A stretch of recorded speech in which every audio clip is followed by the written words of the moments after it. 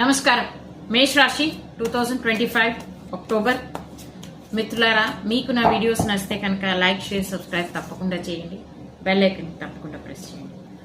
అయితే overall reading చేద్దాం.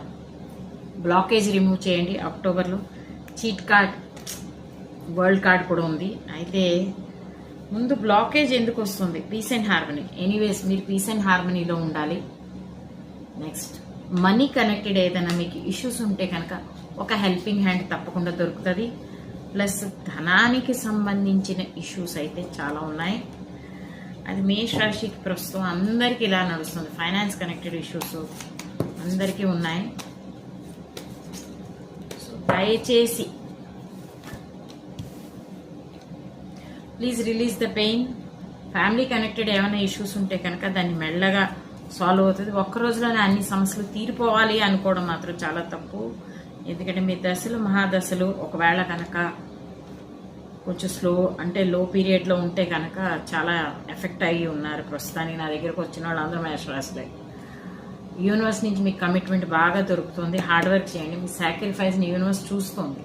So this is the time మీరు హార్డ్ వర్క్ చేయాలి. హార్డ్ వర్క్ చేయడం అంటే వర్క్ ఆన్ యువర్ సెల్ఫ్. మీ మీద మీరు వర్క్ చేయడం అంటే బ్యాలెన్స్ మెయింటైన్ చేయడం. బ్యాలెన్స్ మెయింటైన్ చేస్తేనే మీకు జస్టిస్ దొరుకుతుంది.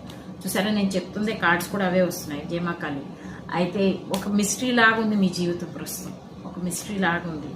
సో ఆ మిస్టరీ నుంచి బయటపడాలి. బయట ఎలా పడతారు, ఏ రకంగా పడతారు?